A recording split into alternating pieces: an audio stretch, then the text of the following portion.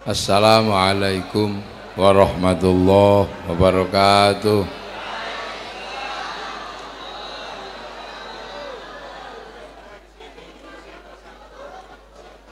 Bismillahirrahmanirrahim. Bismillah, alhamdulillah.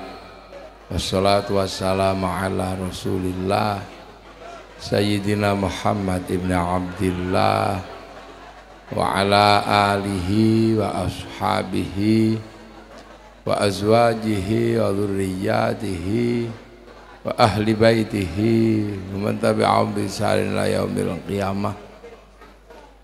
Sedaya alim, para ulama, para kiai,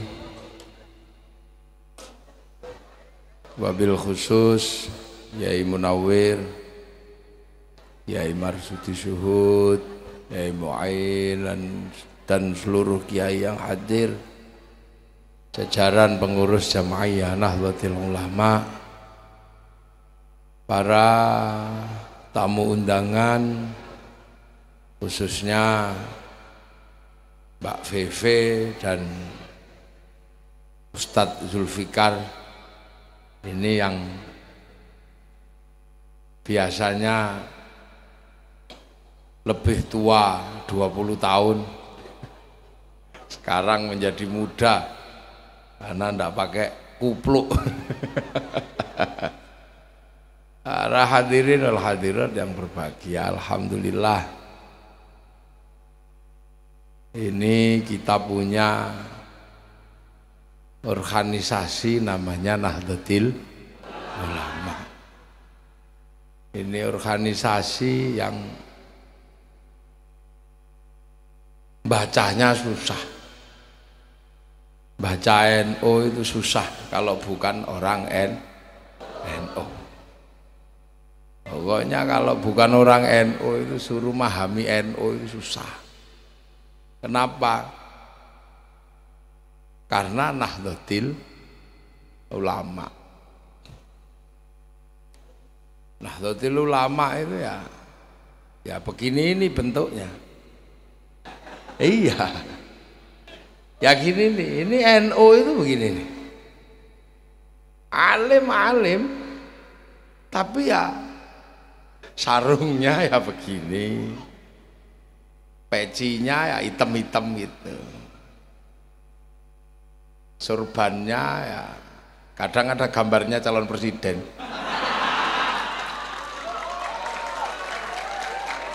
Itu NU. Jadi makanya NU ini susah dipahami. Dari dulu sampai hari ini orang memahami NU itu susah.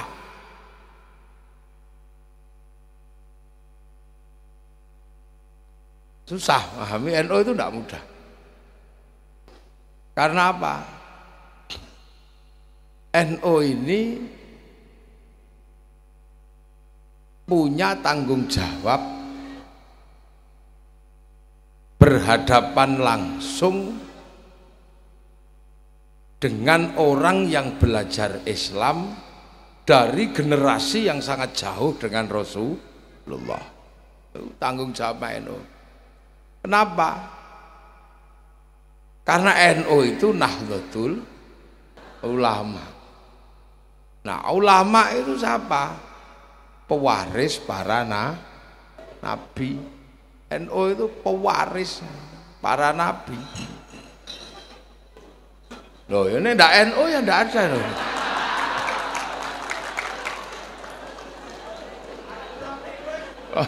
NU itu begini, ngeterno banyu guling itu biasa.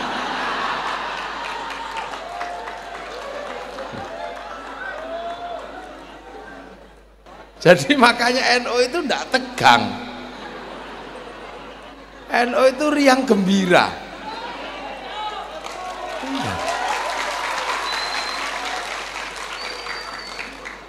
Kenapa ya?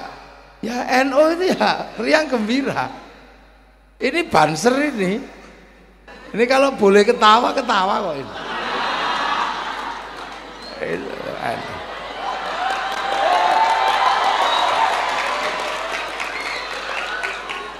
Tapi sama Yai Marsudi kan nggak boleh ini ketawa.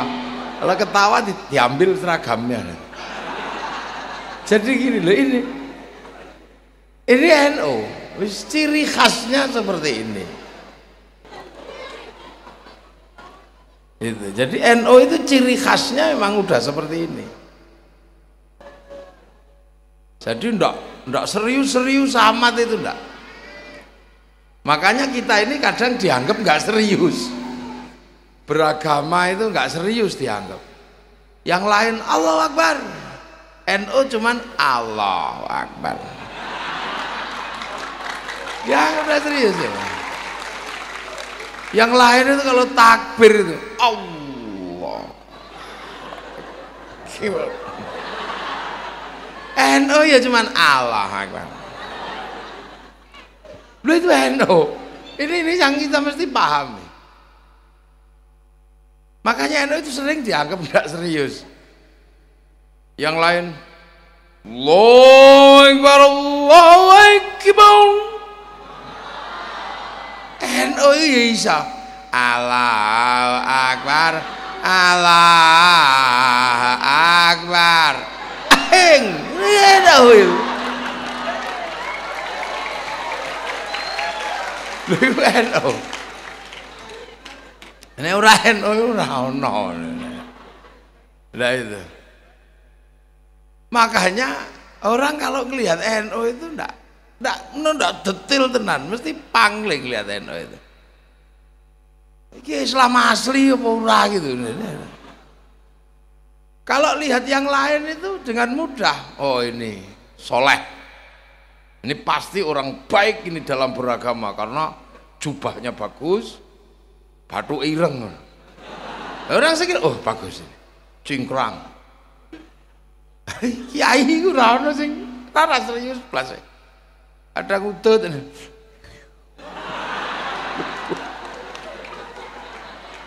Lah ini jadi kita ini sedang membicarakan diri sendiri agar malam hari ini seandainya ada orang bukan NU ini paham karo NU gitu loh, dia paham. Jadi biar nggak diolok-olok ya, jadi biar nggak diolok-olok dan biar juga mereka nggak kaget. Biar orang-orang itu juga nggak kaget dengan NU. Wong NU itu dablek.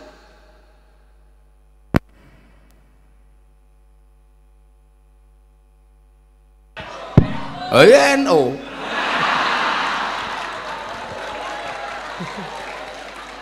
Biar nggak kaget. Karena orang ini mesti terkaget-kaget kalau lihat NU. Sampai peneliti Belanda itu bingung NU apa.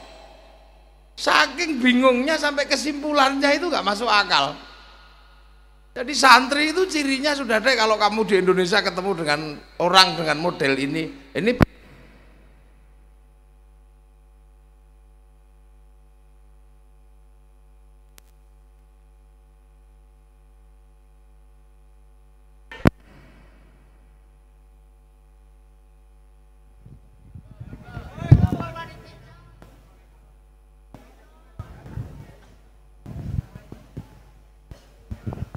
ya inilah NU itu kan sudah tahu selalu pakai wasilah.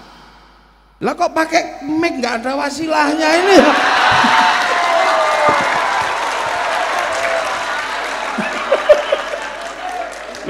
Malam hari ini, wong NU itu selalu pakai wasilah, ada penghubungnya. Lah kok nganggo mic Wahabi?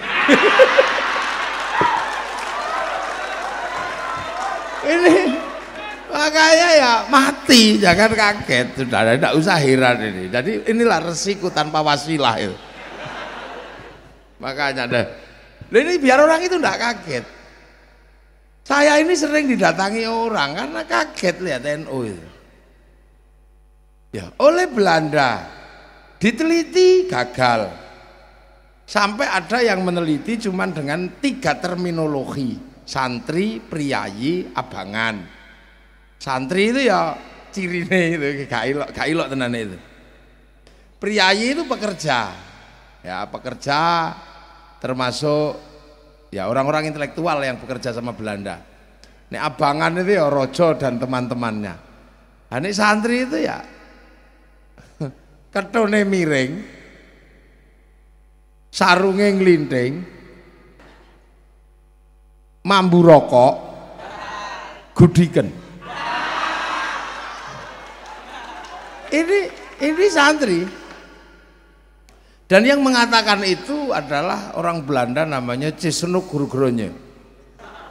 Senuk Gurugronje ini hafal Quran, hafal Sahih Bukhari Muslim.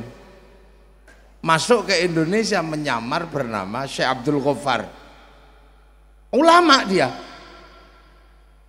Belanda. Ulama dia. Alim, Al-Qur'an hafal. Tapi ulamanya nakiroh.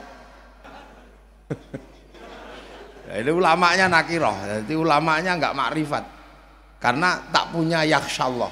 Nah, nanti tak jelaskan panjang, jam 1 lah. Pokoknya nanti Mbak Vivi nyanyi lagi yang banyak nanti. Ya sekali-sekali dangdut gitulah. Lah iya, sholawatannya santri itu kan ada yang dangdut juga. Kalau yang tadi itu kan sholawat model Arab semua. Kasihlah yang dangdut. Ya Rasulullah salamun alaik ya Rafi'asya. Udah.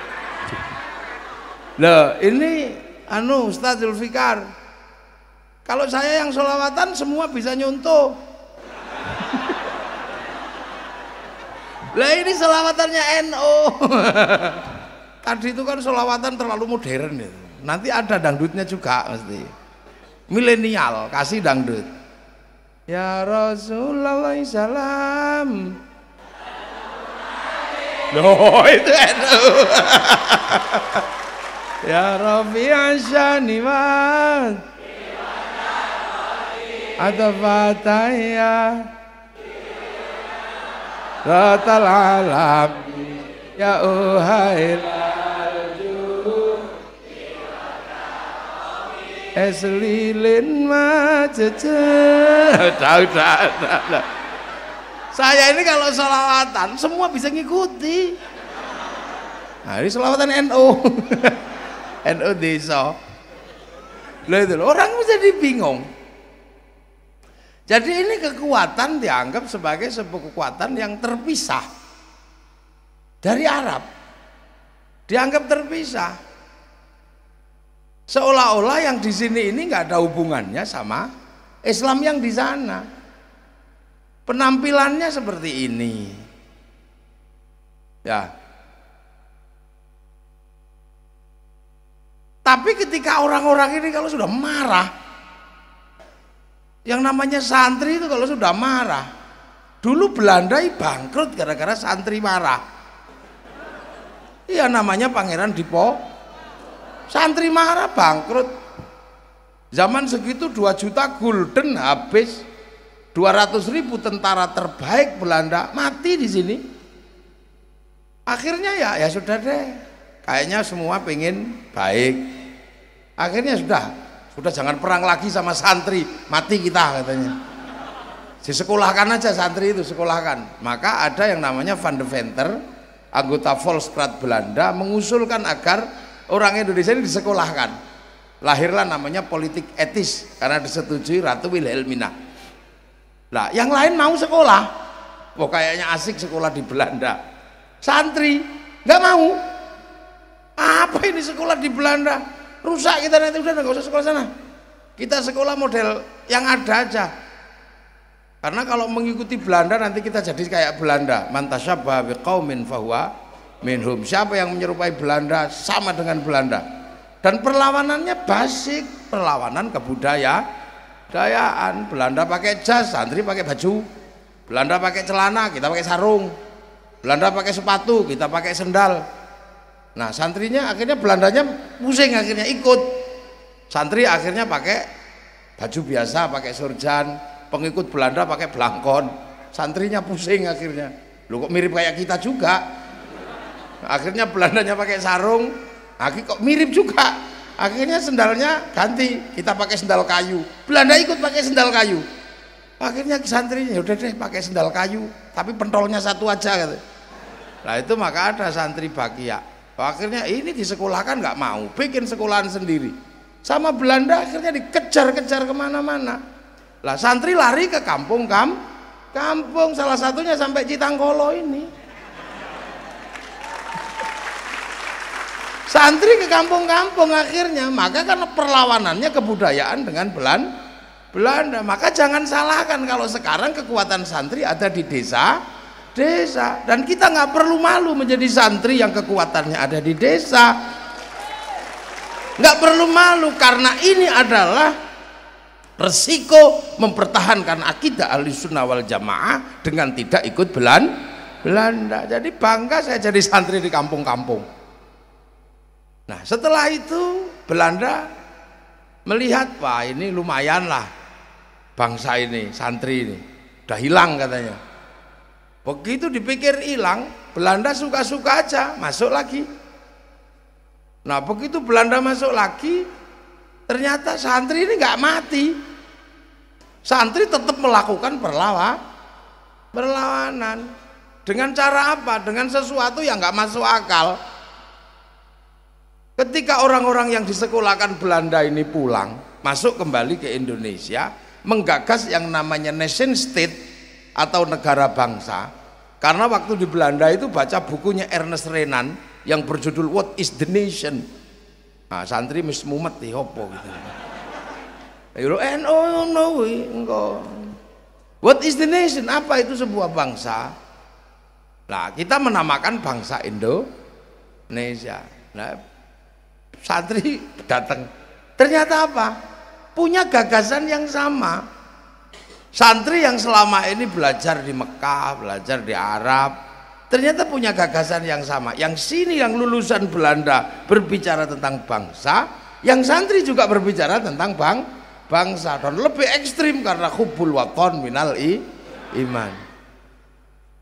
Nah yang Belanda nggak pernah membayangkan tiba-tiba lulusan Belanda dan lulusan pesantren gabung jadi satu, membangun bangsa. Nah Belandanya kaget, makanya kok tadi siji. Begitu jadi satu, ternyata berencana membangun sebuah negara lah. Ketika berencana membangun sebuah negara, Belanda kaget, Eropa kaget, loh kok iso bangun bangsa. Trennya berbeda. Yang di Arab trennya adalah satu bangsa pecah menjadi puluhan negara, yang di Eropa pecah puluhan negara. Loh kok yang di sini malah berbeda-beda bangsa, trennya akan bersatu dalam satu negara. Ini aneh ini. Pakai Pancasila. Loh kok iso terima ke Pancasila? Yang lulusan Belanda dan lulusan pesantren bersepakat dengan Pancasila, cuman pada akhirnya memang terjadi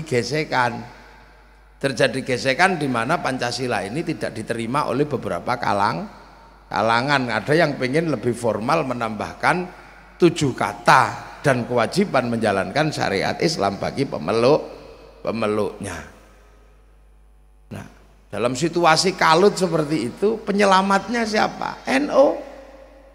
Karena Bung Karno menyatakan saya nggak bisa lagi memikir Pancasila kalau ditolak oleh kaum muslimin, mumpung ada kiai yang pinter, datang aja deh ke Kiai Hasyim. Maka Kiai Wahid datang ke Tebuireng mempertanyakan apakah Pancasila ini sudah betul secara syar'i. Akhirnya Kiai Hasyim, ya karena ini keputusan penting, nah aku tak istikharah. Istikharahnya apa? Puasa 3 hari, mengatamkan Fatihah. Sekali Fatihah iyyaka na'budu wa iyyaka nasta'in diulang 350 kali. Terus malamnya istikharah 2 rakaat. Rakaat pertama surat At-Taubah 41 kali, rakaat kedua surat Kahfi 41 kali. Makanya sampai ndak usah ragu dengan NU. Ndak usah khawatir lah. Lah Kiai Hasyim kenapa jadi rujukan ulama? Karena Kiai Hasyim pulang dari Mekah itu hafal Kutubus Sittah. Buktinya apa? Mendapatkan gelar Hadratus Syekh. Hadratus Syekh itu mensyaratkan hafal kutubus sittah, Sahih Bukhari, Muslim, Sunan Abu Dawud, Nasai, Tirmidzi, Ibnu Majah. Jadi sampai nggak usah ragu dengan NU, apalagi kalau yang nyerang pakai hadis satu. Kullu bid'atin dholalah wa kullu dholalatin finnar. Apa aja persoalan hadisnya itu. Persis kayak kunci Inggris. Buka apa aja itu, jadi tidak usah khawatir sama NU. Nah, malam-malam istikharah seperti itu, paginya udah hapus saja 7 kata dalam Piagam Jakarta itu. Lah, orang kaget, ini sama Belanda ekstrimnya begitu, ketika berbicara bangsa toleransinya luar biasa. Ya saya apa no NU ini, mana orang nggak ngerti. Lah itu, nah makanya semenjak itu NU sudah tidak pernah lagi mempersoalkan Pancasila, karena keputusan Mbah Hasyim itu pasti keputusan yang disandarkan kepada istikharah, dan istikharah itu pasti urusannya dengan Allah. Udah rampung. Nah, orang pada kaget lagi. Nah, situasi genting, tiba-tiba negara ini dalam situasi genting, NU keluar dengan resolusi jihad. Tuh, ini apa? Wis hilang tak kira wis mati kok metu meneh. Keluar lagi dengan sebuah seruan perang dengan sekutu. Akhirnya sekutunya mati, sekali-sekalinya pasukan Gurkha kalah itu ya di Surabaya itu. Nah, terus berjalan, oh ini tiba-tiba pemilu pemenang ketiga. Wah, iki wong ngopo tuh kurang entek iki jadi. Nah, tiba-tiba orang yang anti sikapnya Kiai Hasyim dengan Piagam Jakarta tetap ngotot, akhirnya mereka bikin perlawanan kepada negara, berontak sana berontak sini atas nama Islam. Lah, dalam situasi itu NU menjadi sangat berat. Kenapa? NU sedang berbicara tentang bangsa. Kenapa? Karena urusan agamanya NU sudah selesai di pesantrennya masing-masing, ngaji tetap NU sudah selesai. Pancasila sudah final, dan Pancasila dirongrong atas nama agama. Bangsa dalam keadaan terancam. NU ngambil sikap, Bung Karno ngambil sikap. Nah, disitulah kemudian yang ngomong bangsa waktu itu salah satunya adalah PKI ngomong bangsa, Bung Karno ngomong bangsa. Lah, NU ngomong bangsa, lah sama-sama ngomong bangsa, ya akhirnya mungkin kalau sekarang NU itu dibully habis. Sekarang kalau seandainya NU pasti dibully habis karena berkawan dengan PKI dalam Nasakom. Ya berkawan, kenapa? Karena PKI juga ngomong bangsa. Lah, urusan agama sudah beres. Gitu loh. Itu ngomong bangsa. Itu karena ngomong bangsa. Lah, tetapi begitu tahun 65 gitu. Itu 65 begitu PKI-nya melawan memberontak pada Indonesia, yang nabrak pertama kali siapa? NU. Jadi kalaupun NU itu kucing pun kalau ngomong bangsa teman. Jadi di situ tahun 65 bukan apa-apa. Kenapa kemudian ada Nasakom? Ya karena semuanya sedang berbicara bangsa, karena waktu itu ancaman bangsa adalah dari radikal-radikal kanan. Sudah, akhirnya bangsa selamat lah. Tapi selamatnya bangsa Indonesia jatuh ke tangan Pak Harto, dan Pak Harto mau tidak mau merapikan kondisi bangsa, bikin fusi partai. Lah, ketika Pak Harto bikin fusi partai, NU ditaruh di P3, Partai Persatuan Pembangunan waktu itu. Nah, PDI ditaruh di PDI, Golkar punyanya Pak Harto. Nah, NU ditaruh di P3 di dalam musuh-musuhnya itu. Lah, akhirnya kemudian sikut-sikutan di dalam, dan NU dianggap sebagai sesuatu yang besar yang harus dilemahkan. Makanya kemudian NU itu waktu itu kiainya cuma dianggap kayak daun salam. Kalau masak sayur asem nggak sedep kalau nggak ada daun salam, begitu mateng daun salamnya dibuang duluan. Makanya saking jengkelnya NU sama Pak Harto waktu itu, sampai di Jombang ada kiai namanya Kiai Bajuri. Hadirin, kalau Anda ke Ka'bah mau apa? Mau tawaf, mau ngaji, mau baca Quran, mau iktikaf. Nah kalau keringin apa? Ngising, ya, ada itu. Sampai segitunya. Wah, saking jengkelnya. Nah dalam situasi seperti itu Pak Harto kemudian merapikan kondisi politik dengan kembali kepada asas tunggal Pancasila. Lah NU udah terlanjur jengkel sama Pak Harto. Makanya kemudian seolah-olah NU itu mau ngelawan Pak Harto. Tapi Pak Harto nggak bisa disalahkan karena situasinya sangat pelik, maka memberlakukan asas tunggal Pancasila. Lah memberlakukan asas tunggal Pancasila ini sebuah dilema yang kalau ndak hati-hati bisa keliru memaknai. Apa? Pancasila itu kebutuhan bangsa dan negara. Urusan Pak Harto itu kan urusan 5 tahunan. Makanya kemudian waktu itu untungnya sudah ada Gus Dur, tokoh muda. Gus Dur melihat situasi seperti itu, maka Gus Dur mengumpulkan seluruh ulama untuk membicarakan bagaimana apa kebutuhan bangsa. Nah kebutuhannya adalah Pancasila, maka Kiai Ahmad Siddiq merumuskan ukhuwah watoniyah basyariah Islamiyah. Nah akhirnya NU jadi. Pak Harto sendiri udah panik waktu itu mengganti M. Yusuf dengan Benny Murdani, Katolik. Itu yang kemudian jadi kampanye di Ciamis. Benny Murdani naik masjid pakai sepatu kayak gitu. Nah termasuk waktu itu bikin CSIS ya.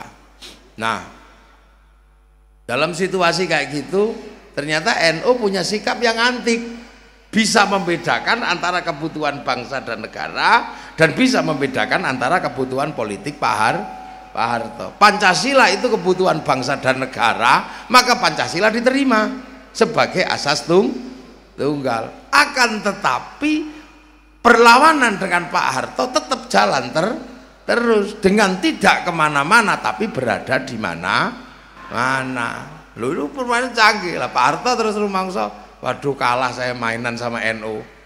Pancasila sebagai kebutuhan bangsa diterima tapi ngelawan saya jalan terus. Akhirnya selamat NU lah. Yang dorong agar NU anti asas tunggal Pancasila waktu itu didorong dari belakang kini numplang NU. Begitu NU terima Pancasila ibaratnya orang didorong buang badan, yang dorong kejelungup. Siapa? DITI Jateng DIY wilayah 7, panglimanya Dola Sungkar. Akhirnya begitu kejelungup dia dibawa lari oleh kelompok politik ke Pakistan. Dia lari bawa muridnya namanya Pak Asyir bawa muridnya namanya Mukhlas bawa adiknya namanya Amrozi. Oh, kok sithik ngajine rada dawa kok sithik. Biar Mbak Vivi juga istirahat sebentar ya.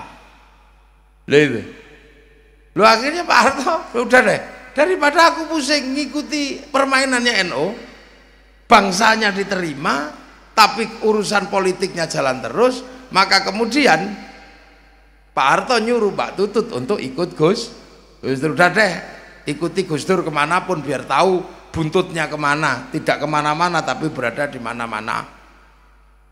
Maka Mbak Tutut kemana-mana ikut Gus Dur, naik NU. Lah itulah makanya kemudian Mbak Tutut kemana-mana memberikan barokah lewat bantuan pondok-pondok pesantren. Lah kenapa? Karena naik kendaraan itu bayar. Jadi kalau sebelum dikalahkan secara politik memberi uang kepada NU itu suap, riswah, itu haram. Tapi begitu Pak Harto kalah dan Mbak Tutut ikut naik kendaraannya NU, namanya naik kendaraan itu bayar, itu namanya ujroh dan itu halal. Wah itu politik kelas tinggi. Nah, akhirnya kemudian Mbak Tutut kemana-mana ikut Gus Dur. Lah Gus Dur cerita waktu itu ke saya sambil ngantuk-ngantuk cerita lah, karena Mbak Tutut naik bis saya nyopir, Mbak Tutut cuman tidur aja, saya capek. Akhirnya ketika Mbak Tutut ketiduran, saya parkir di tepi halte. Nah saya naikkan penumpang. Nah Mbak Tutut kaget karena yang naik adalah anaknya Bung Karno. Ternyata Bu Mega naik satu bis. Akhirnya di belakang cakar-cakaran berdua. Tak tinggal tidur kata Gus Dur. Tak tinggal tidur karena saya tidur, maka yang berdua cakar-cakaran. Nah, meledaklah peristiwa 27 Juli tahun 96. Nah, karena dua singa anaknya ini sudah capek berkelahi cakar-cakaran, ya yang ngomong singa yang jadi presiden gitu.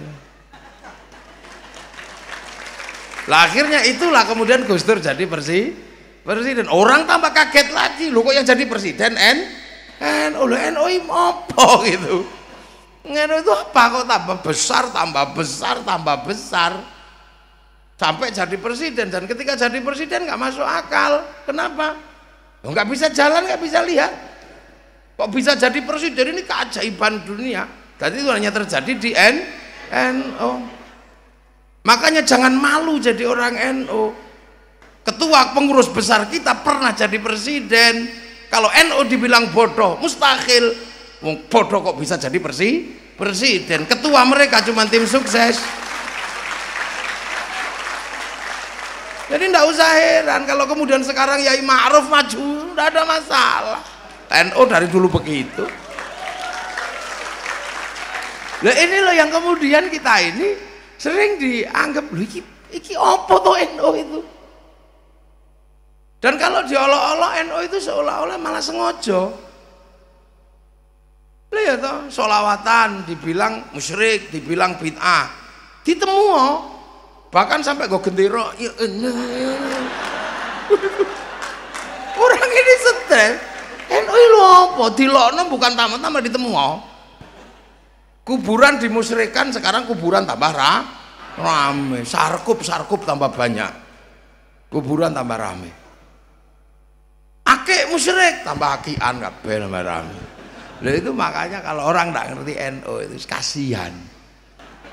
Lah sekarang organisasi terbesar NU di dunia ini, organisasi terbesar itu Nahdlatul Ulama.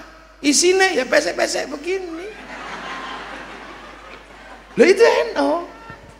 Jadi orang enggak usah, orang kalau nggak ngerti NU kaget. Itu yang ini nyodorkan ini sampai bikin ijtima. Sampai bikin ijtima. Lu nggak laku juga. Malah yang diem-diem aja jadi wakil presiden. Ini apa tuh NU itu? Ya sebenarnya kalau yang bisa jawab persis ya Kiai Marsudi, wong pelakunya beliau.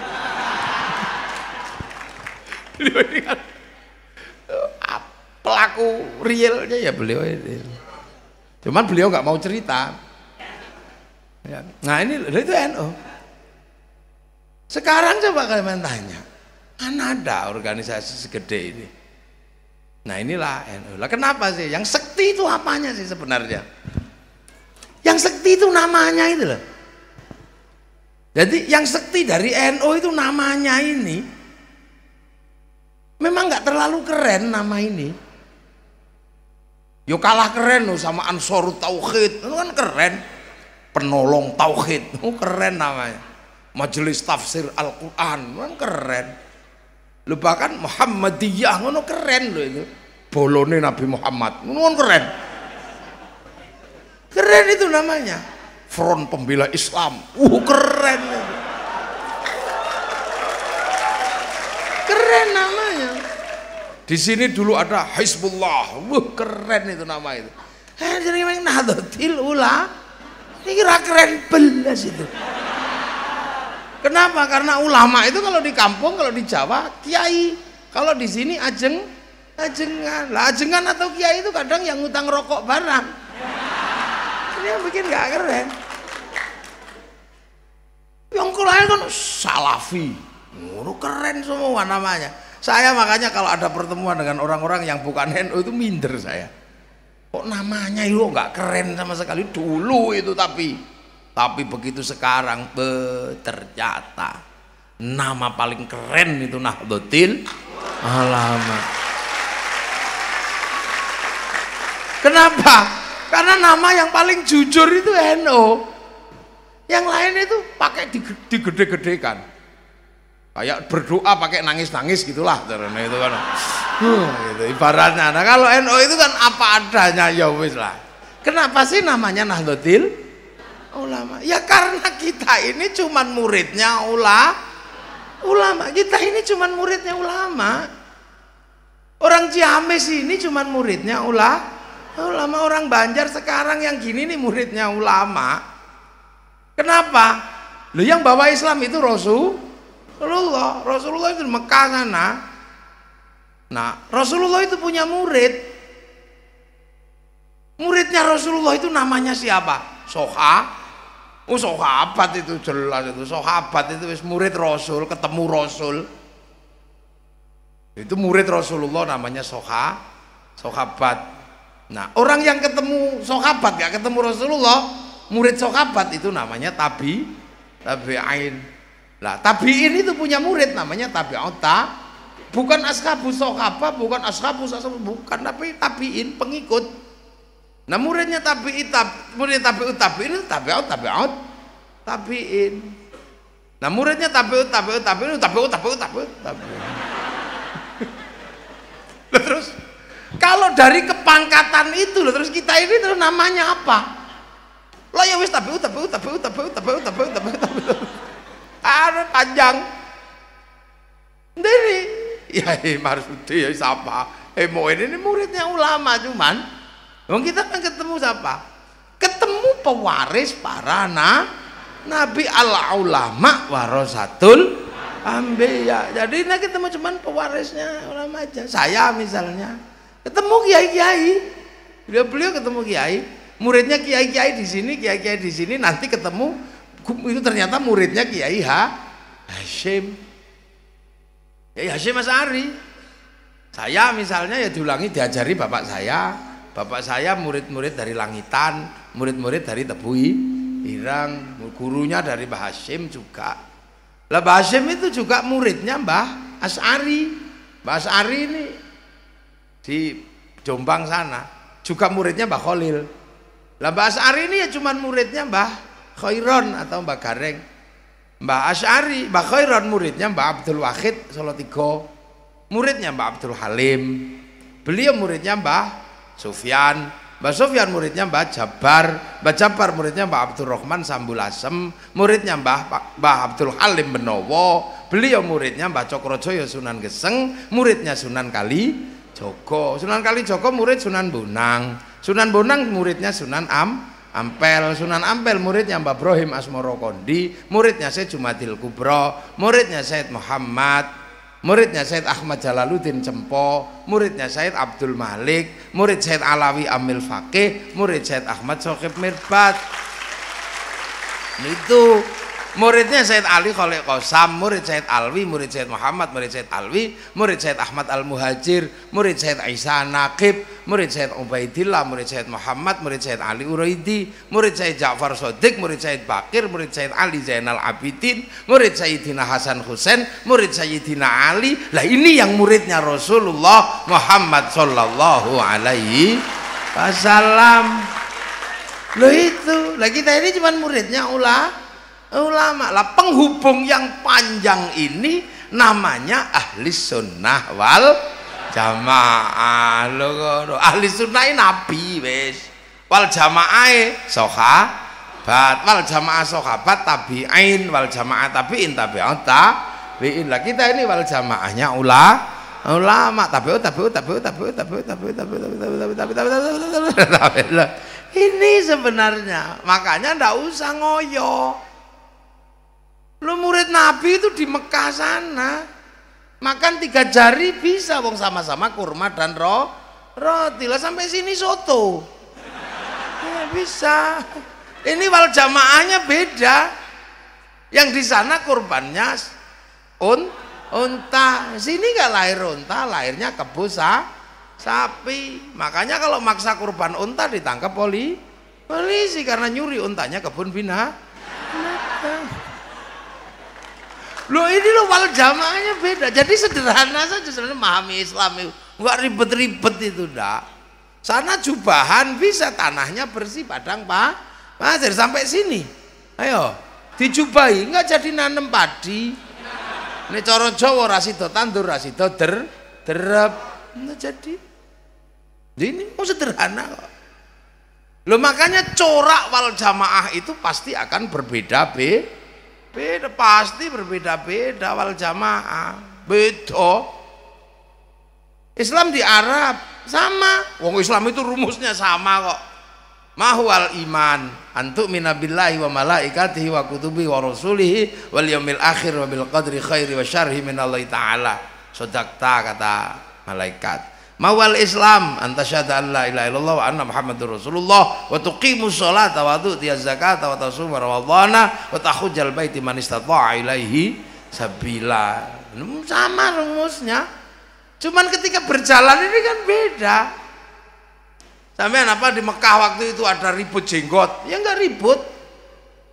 Mau enggak ada masalah dengan jenggot. Tapi ketika Islam masuk ke Madinah, ribut masalah jenggot. Kenapa? Karena di Madinah ketemu orang berjenggot yang aneh. Di pasar Madinah itu ada orang jenggotnya 12 ini, kiri kanan kumis. Ya Rasul, kami di pasar ketemu dengan orang apa? Orangnya itu ya Rasul, dagangannya bagus tapi kumisnya cuma segini. Oh itu Cina. Makanya utlubul ilma walau bisin. Besoknya lagi ketemu dengan orang penampilannya beda. Ya Rasul, di pasar ada yang aneh deh. Apa? Itu orangnya nggak punya jenggot. Apa orangnya itu kalau jualan culasnya luar biasa. Ini suka bohong ini, suka bohong itu. Katanya sudah ada yang nawar padahal belum. Oh yang biasa begitu Yahudi. Kamu kalau pengen lihat Yahudi cirinya gampang. Nggak punya jenggot orangnya. Rambutnya hitam walaupun tua punya gigi. Oh, kok gitu ya Rasul? Iya, wong itu umatnya Nabi Musa dulu. Nabi Musa waktu mau dicabut nyawanya, malaikat Israel ditempiling. Sampai baca tafsir Ibnu Katsir itu ada. Puak, kepalanya pecah, matanya keluar. Tapi karena malaikat ya kembali lagi celing gitu. Kenapa? Tempeleng ya Allah. Loh, kamu jangan macam-macam sama orang itu. Jangankan kamu, aku aja pernah ditantang kok sama dia. Itu namanya Musa. Dulu nanya, ilmumu udah habis apa ya Allah? Enggak, tak kasih Khidir. Nah dia gagal nyari dan gagal belajar di sana. Pokoknya kalau ketemu dia yang hati-hati. Besok kalau datang yang sopan. Iya ya Allah. Datang, assalamualaikum ya Musa. Salam. Apa? Mau tak tempeling lagi? Enggak. Musa, nyawamu sudah expired. Waktunya tak cabut. Waktunya tak cabut. Expired. Ya tapi besok lagi bilang dong yang baik. Coba cabut aja. Enggak, sebenarnya temanku udah bilang rambutmu sih sudah putih, jenggotmu sudah semrawut, gigimu sudah rontok. Oh gitu ya, sudah cabut. Tapi orang Yahudi kan pinter akalnya. Ketika Nabi Musa dicabut karena giginya rontok, rambutnya putih, jenggotnya semrawut, nah dia iseng, giginya diperbaiki, jenggotnya dicukur, rambutnya disemir, supaya kalau malaikat datang, oh belum waktunya. Ini kan cara beragama. Ini kan cara beragamanya orang Yahudi. Itu loh, belum waktunya. Makanya orang Yahudi itu kalau mati biasanya suka digundul plontos itu. Terus dikasih baju yang bagus biar dikira tidur. Makanya ada cerita bagi orang Yahudi, pernah satu ketika malaikat mungkar nakir pangling kaget. Ada bayi digundul, apa orang tua digundul dikira bayi. Ya Ridwan dapat bayi mati. Tapi besar ini. Oh bukan bayi, itu digundul katanya. Enggak, protapnya kalau nggak ada bulunya, nggak ada giginya, ini bayi. Enggak itu digundul. Kok kamu tahu? Aku pengalaman, itu Yahudi yang suka begitu. Coba dong buktikan ke saya, gimana cara membuktikan? Oh gampang, saya punya bidadari banyak. Bidadari turun, nggak usah pakai baju. Akhirnya bayi palsu itu cuing doang kan dia bilang gampang. Ini lah itu loh, makanya itu dulu dilarang. Makanya tafsir Israiliyat itu dilarang kan, orang Bani Israel itu suka iseng bener kalau nafsirkan ayat itu. Termasuk kenapa laki-laki begini perempuan begitu, itu orang Bani Israel asik itu kalau nerjemahkan. Gara-gara buah khuldi buahnya 6, dipetik 3 untuk Nabi Adam, 3 untuk Siti Hawa. Siti Hawa mau makan nggak bisa mecah, kulitnya keras, pukul sama Nabi Adam pecah. Begitu mau dimakan ketahuan sama Allah, saking takutnya sembunyikan sini. Makanya terus pecah itu. Nah yang 2 taruh sini, makanya itu.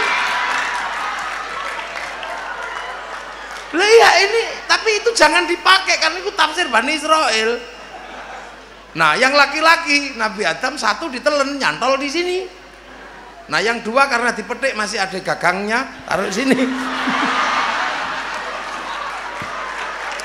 Loh, itu di zaman Rasulullah baru ada, makanya kamu jangan ya. Tolong kamu jangan cukur jenggotmu biar nggak kayak orang Yahudi. Maka urusan lihyah itu urusan untuk menyelisih orang Yahudi. Dari situ asalnya. Lah jadi ribet kan gara-gara Kiai Said bilang orang jenggotnya panjang goblok. Wah, itu aja yang jadi ribet. Itu gara-gara Kiai Said merespon orang Indonesia yang mengatakan Wali Songo itu nggak ada. Mereka ini kan lama mengatakan Wali Songo itu nggak ada. Melakukan studi Gajah Mada itu Islam, namanya Gajah Mada kan ada itu.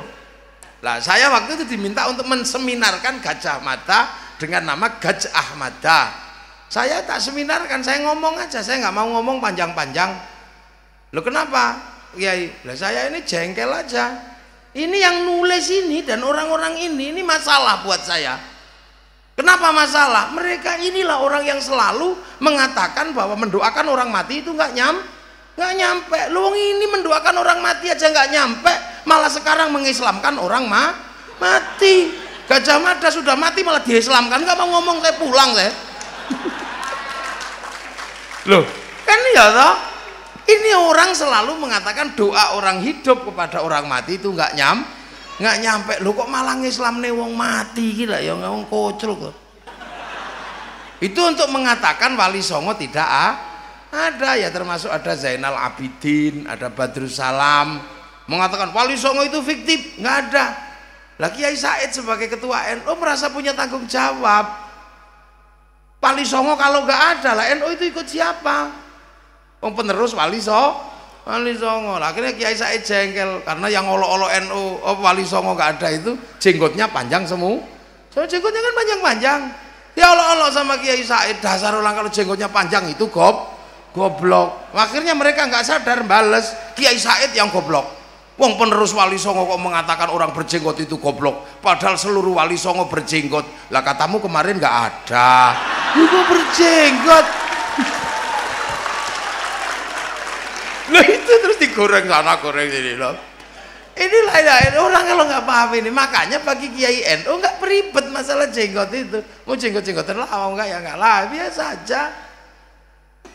Nah di pasar Madinah ketemu orang Romawi. Orang Romawi itu senengannya jualan jubah Romawi itu pakai korset sininya, makanya kalau pakai jubah Romawi begini, terus panjang sisa kainnya ada yang bawakan. Makanya orang kalau pakai jubah Romawi itu sombong. Maka kemudian sama Rasulullah biar gak sombong, potong isbal. Maka urusan isbal itu urusan sombong. Maka bagi Kiai nggak ada masalah. Wong di sini nggak ada orang sombong karena kainnya panjang. Malah yang cingkrang sebagian sombong. Nah ini kan biasa aja. Ini problem budaya waktu itu sebenarnya.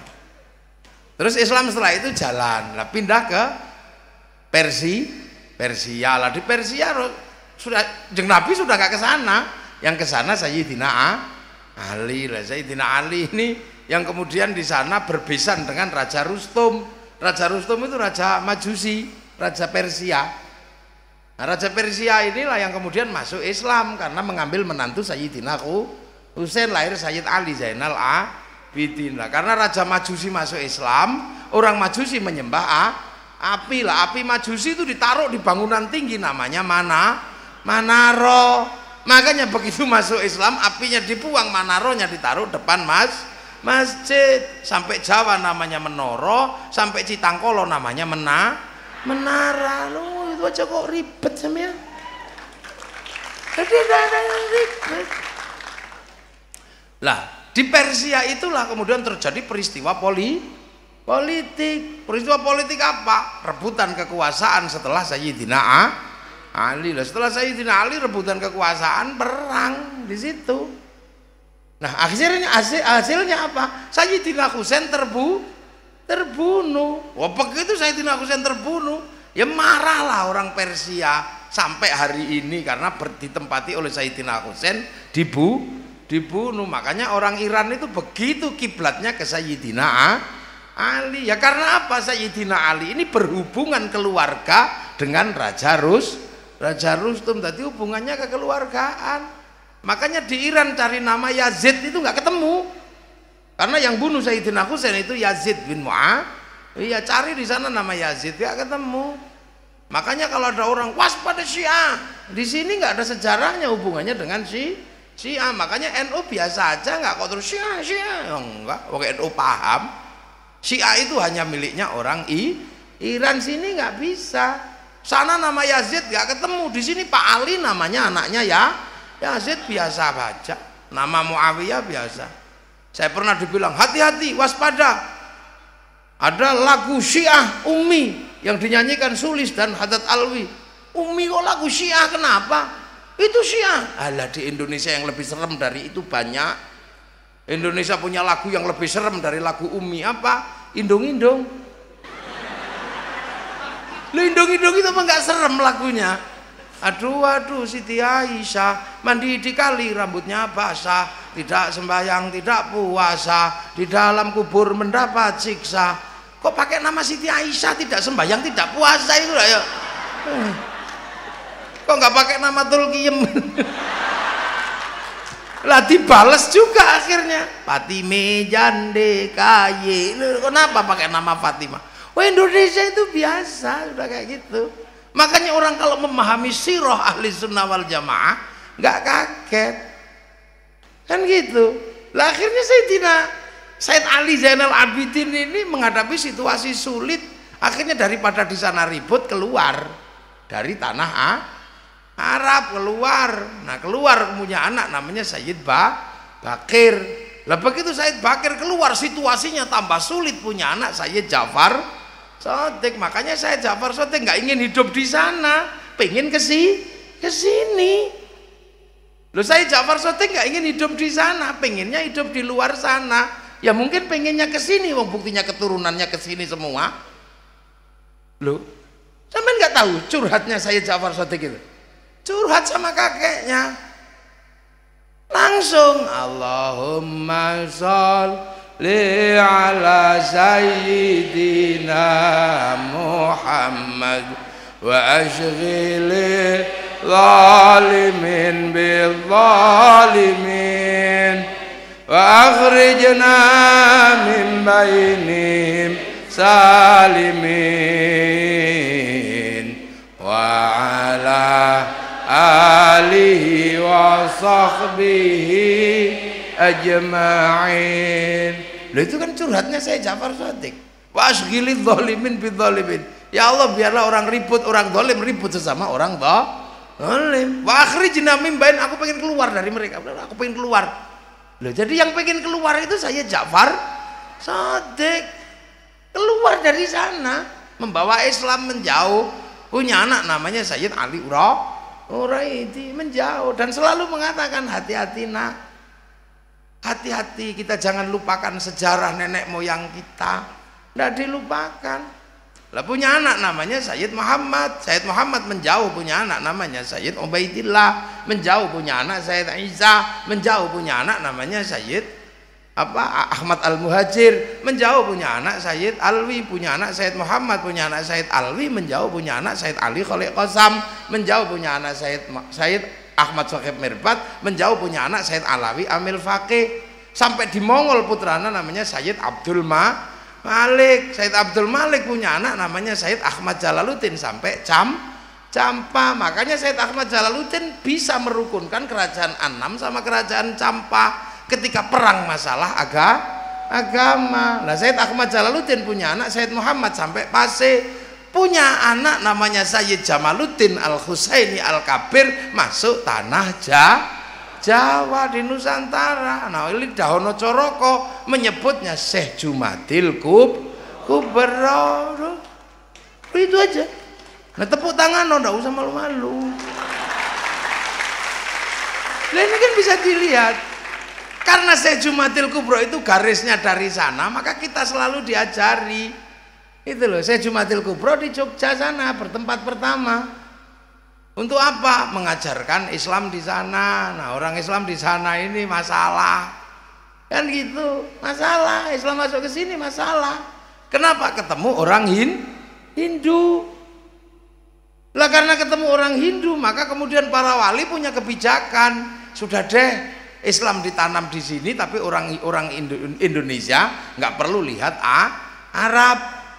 Makanya waktu itu ketika para wali di sini datang, orang Indonesia nggak boleh pergi haji, orang Nusantara.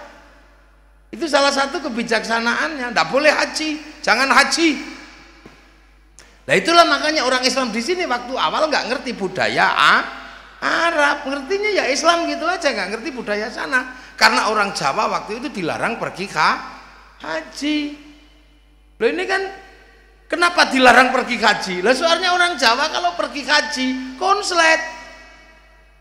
Karena ini Hindu tidak boleh menyembah di candi, tidak boleh. Candi itu tumpuan batu. Kalau kemudian dia imannya belum kuat, pergi ke Mekah kaget lihat Ka'bah juga dari batu. Makanya orang Jawa nggak lihat ke sana. Di sini tidak boleh dengan air suci, sampai Mekah air zam-zam. Di sini nggak boleh Tugu Batu, sampai sana Jabal Rohmah. Perjalanan suci pakai kain selempang, di sini warnanya kuning, di sana warnanya putih. Setelah perjalanan suci urusannya sama rambutnya, sini digundul, di Arab tahallul. Selesai perjalanan suci menyembelih binatang, di sini gadri, di sana korban. Makanya tidak boleh, udah nggak usah ke sana deh. Cukup sholat Jumat di masjidnya masing-masing 41 kali Jumat, tidak putus. Nah itulah maka kemudian ada cerita orang Jawa kalau waktu itu pergi haji ke Gunung Merapi karena Syekh Jumadil Kubro ada di Gunung Merapi. Loh itu bukti bahwa Islam yang datang ke sini jalurnya dari dzurriyyah Rasul. Jadi kalau ada orang Jawa pergi haji kok ke Gunung Merapi dulu, untuk apa? Agar orang sini tidak konslet. Makanya kemudian cukup ke masjidnya masing-masing 41 kali Jumat. Jadi orang Jawa yang dulu pergi haji ke Gunung Merapi itu bukan pergi ibadah haji seperti ke Mekah, tapi sholat Jumat 41 kali tanpa putus di masjid Gunung Merapi karena Syekh Jumadil Kubro ada di Gunung Merapi. Jadi itu adalah arkeologi pengetahuan pertama yang bisa diambil bahwa memang Islam di sini itu dari awal Islamnya masuk tapi budaya Arabnya tidak masuk. Loh akhirnya selamat Islam itu. Makanya santri Lirboyo aja pakai peci putih nggak boleh waktu itu. Karena kalau pakai peci putih jangan-jangan lupa kedudukannya masih santri, jangan-jangan merasa sudah kiai. Lah sekarang belum diajar ngaji sudah diubel-ubel tebel sekali. Makanya begitu diajari nggak masuk karena sudah kerapetan buntel itu. Lah ini corak awal Islam Indonesia, kenapa coraknya seperti ini? Jadi ada masalah besar. Tapi setelah orang Indonesia bisa menata imannya dan proses ambil alih pengetahuan jalan, ya pergi haji nggak ada masalah. Lah bukti lagi bahwa di sini ini dikembangkan oleh dzurriyyah Rasul. Di sana ada bulan duka, bulan Asyura. Sampai di sini namanya bulan Suro. Buntutnya aja yang diambil. Kan orang sini kan Asyura Suro, Muhammad Mat, kan gitu. Zainal Arifin Ipin, Zainal Abidin Bidin. Biasa kalau orang sini. Makanya saya pernah punya tamu dari Ciamis, namanya Mat Ali sama Mat Karim. Siapa namamu? Mat Ali ya. Nih Mat Karim. Oh, Mat itu Muhammad. Jadi kamu kalau pulang tambahin namamu Muhammad. Jangan Mat, jadi Muhammad Ali, Muhammad Karim. Terima kasih Kiai, saya baru tahu kalau Mat itu Muhammad. Nah, rumahmu mana? Di Citangkolo ya. Sebelah mana? Itu belakangnya Muhammad Drosah ya. Ya nek madrasah ya madrasah aja, enggak usah pakai Muhammad Drosah. Lah itu makanya di sana bulan Asyura, karena itu bulan duka, maka penerus para wali di sini kalau bulan Asyura tidak mantu, nggak nikahin anak. Ini penghormatan pada bulan duka di bulan Asyura. Ini loh buktinya, makanya di sini pakai bubur merah putih. Semenanjung Melayu sana pakai tabui. Santri-santri biar gak lupa dengan peristiwa itu, di setiap bulan Syuro bikin santunan anak yatim. Jadi kalau orang Jawa kok gak mantu di bulan Syuro, itu adalah bukti Islam otentik yang datang dari Timur Tengah ke sini. Bukan karena kemudian orang sini, jadi bukan karena orang sini hormat kepada Ratu Kidul, bukan. Kata siapa Ratu Kidul mantu? Itu karya fiktif. Yang ngarang orang Islam awalnya santri tapi nggak kuat miskin, kemudian ikut Belanda. Santri itu namanya Ngabdullah, kemudian masuk Islam, ikut Belanda, berubah nama menjadi Kiai Tunggul Wulung. Lah Kiai Tunggul Wulung ini nulis 2 serat yang sangat berbahaya. Satu serat Sabdo Palon Noyo Genggong, yang kedua Darmo Gandul Gatolo Lucu. Ya. Jadi di sini ya akhirnya kemudian punya murid namanya Samsudin, pindah ke Rawang, mendirikan pondok pesantren Quran dikenal dengan nama Syekh Kuro. Punya murid Datuk Kahfi, pindah Amparan Jati Cirebon, punya murid Syarif Hidayatullah Sunan Gunung Jati yang menyebarkan Islam sampai di tanah Jawa Barat. Lah putranya Syekh Jumatil Kubro yang ke timur namanya Ishak, punya anak Sunan Giri, anak satunya namanya Ibrahim, melahirkan putra Sunan Ampel, menghadapi kekuatan di Jawa Timur. Makanya Islam kemudian bergerak biasa, wal jamaahnya terus berkembang. Nah menghadapi orang Hindu ya kayak begini waktu itu ya, dengan cara-cara Islam. Nah inilah yang kadang kita lupa bahwa kita ini punya tradisi itu. Nah Sunan Ampel punya putra namanya Aryo Abdillah, pindah ke Palembang, menyebarkan Islam di sana. Nah punya murid lagi satunya Datuk Ribandang, pindah ke Sulawesi, menyebarkan Islam di Sulawesi. Punya murid Khatib Dayan, pindah ke Kalimantan, menyebarkan Islam di sana. Nah inilah maka pelajarannya adalah pelajaran dasar pengislaman di tanah yang jauh. Nah kemudian kita akhirnya bisa melihat Sunan Ampel punya putra Sunan Bonang, punya murid Sunan Kalijogo, punya murid namanya Mbah Sunan Geseng punya murid Mbah Abdul Halim Menowo, punya murid Mbah Abdul Rahman, punya murid namanya Mbah Jabar, punya murid Mbah Sufyan, punya murid Mbah Abdul Halim, punya murid Mbah Abdul Wahid, punya murid Mbah Khairon, punya murid Mbah Asy'ari, punya putra Kiai Hasyim Asy'ari, pendiri Jam'iyah Nahdlatul Ulama. Betul.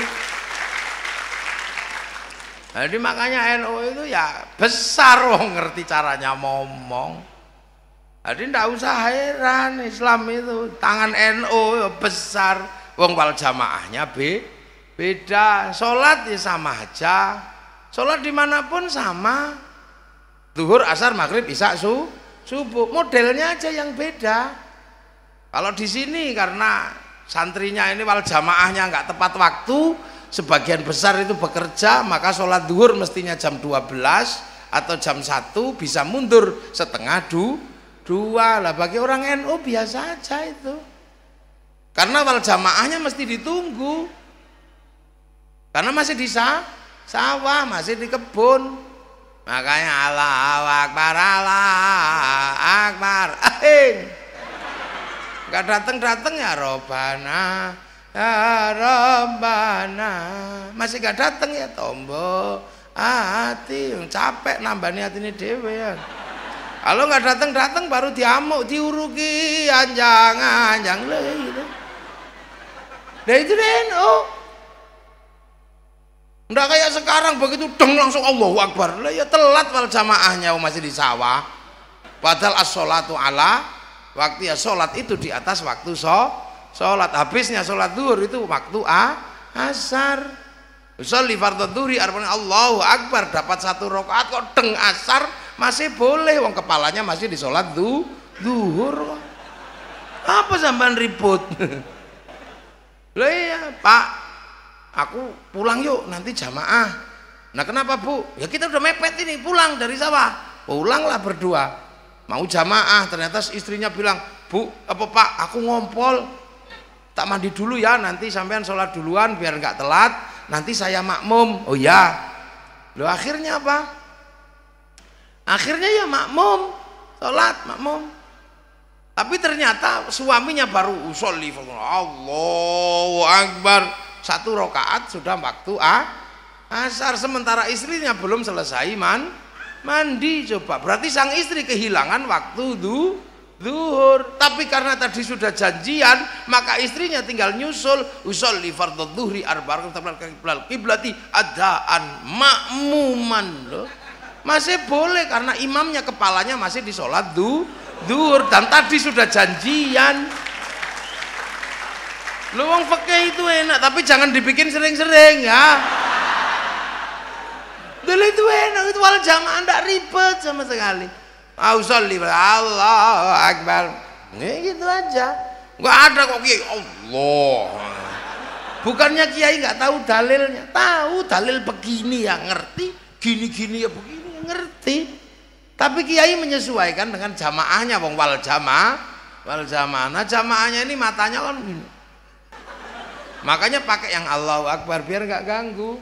Kalau Allahu Akbar, ya ikut nyetop apa itu ya gitu. Makanya kiai milihnya bukannya nggak milihnya Allahu Akbar. Wah ada kiai kok Allahu Akbar. Nggak ada. Karena kakinya santri itu wal jamaahnya itu cap salep 8. Oh, kerangan biasa aja makanya ya. Lawal jamaahnya kiai ini kan nggak khusyuk. Kenapa? Karena sinyalnya jauh. Mekah sama sini jauh, ini pemancar lokal ini di Tangkolo ini. Masjid di sini kan pemancar lokal, maka sinyalnya kadang hilang. Allahu Akbar, ada bakso liwat, hilang. Ada ting ting ting, bakso. Sinyalnya hilang. Karena pemancar lokal. Allahu Akbar. Bismillahirrahmanirrahim. Sabbihisma rabbikal a'la alladzi khalaqa fasawwa. Lama ini. Lama.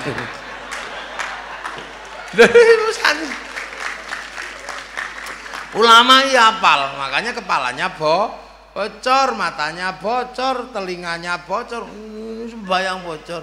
Maka ditambal kalau selesai sholat, ditambal la ilah.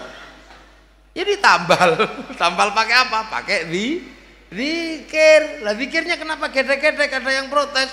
Saya ini lihat hadis itu kalau zikir kok diem begini. Sahabat zikir diem. Ya sahabat gak usah dipersoalkan, wong itu murid Rasulullah, zikir di samping Rasulullah, masuk wifi-nya Rasulullah, ya online wong di tethering.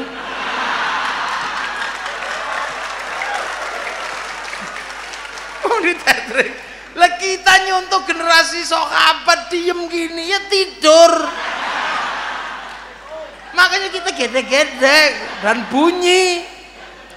Ya bunyi lah kalau ikut diem kayak sahabat gini loh. Nah yang tua-tua yang nggak bisa zikir sampai mati, yang nggak ngerti itu bunyi apa katanya. Nenek-nenek beli tasbih bah. Iya, baca apa? Boh. Nah ini loh wal jamaah biasa aja, nggak usah ribet. Loh itu jangankan gedek-gedek. Puasa apa nggak sama? Ya sama aja.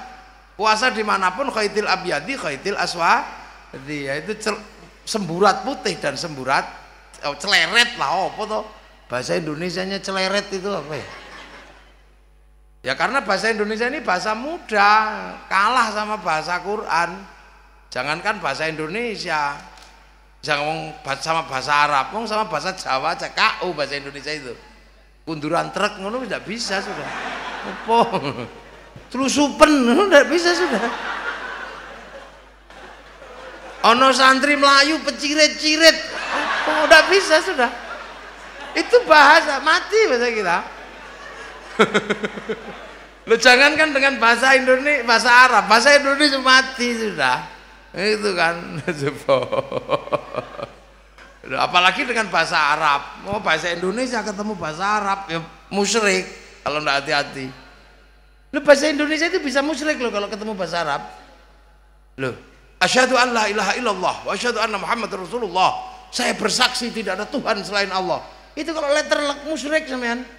Kalau enggak hati-hati. Kenapa kamu ke kantor polisi, Mat? Jadi saksi, Pak. Saksi siapa? Sidul nyuri. Kenapa kamu jadi saksi? Aku lihat kemarin Sidul nyuri dengan mata kepalamu. Iya, Pak, saya lihat dengan mata kepala. Bahwa saksi adalah orang yang melihat dengan mata kepala. Lah, kalau saya bersaksi tidak ada Tuhan selain Allah, kamu pernah lihat? Itu bahasa Indonesia. Makanya kalau pakai bahasa Jawa enak. Asyhadu anak seni sapa ingsun. Taqaddum bil qalb anak seni. Allah ilaha ing yen ta ora ana pangeran kang wajib disembah kelawan hak iku maujud illallah angin Gusti Allah. Nah, bahasa Indonesia, bahasa Quran. Bismillahirrahmanirrahim, dengan menyebut asma Allah yang Maha Pengasih lagi Maha Penyayang. Itu suruh guru bahasa Indonesia ketemu. Rapat membedakan pengasih dan penyayang. Kiamat kurang rong dino ora iso. Tapi nek bahasa Jawa kan enak. Bismillah dengan Bismillah kelawan nyebut asmane Allah Ar-Rahman zat kang welas asih ing dalam dunya lan akhirat, Ar-Rahim kang welas asih ing dalam akhirat blo rampung. Udah beres kok, udah susah. Nah, makanya celeret itu apa ya? Khaitil abyadi pakai celeret putih, khaitil aswadi celeret. Loh, ngono ada yang mengatakan, "Enggak boleh itu, imsak itu apa?" Yang harus imsak orang sini karena celeretnya kehalang jambu, kehalang pohon macam di Arab enggak kelihatan, di sini enggak kelihatan. Makanya harus ada imsak. Makanya dulu ulama-ulama sini minta yang bikin imsak itu adalah Syekh Husairi, dibikinkan suaranya Syekh Husairi. Jadi imam besar Masjidil Haram dari Mesir. Nah, kok sekarang ada yang mengatakan imsak itu tidak ada. Imsak itu maknanya menahan, puasa juga menahan. Maka artinya sama, jadi nggak perlu ada imsak. Loh iya. Dalam puasa ada imsak, tapi tidak semua imsak itu puasa. Nahan juga imsak. Bang itu bahasa. Pengen gak jadi imsak, aku imsak. Lah iya. Makanya jangan kemudian pakai rumus lazim malzum. Gula itu manis, maka yang manis adalah gula. Belum tentu. Gula memang manis, tapi tidak semua yang manis itu gula. Apa ada yang manis tapi bukan gula? Ada, walaupun juga nggak manis. Istri saya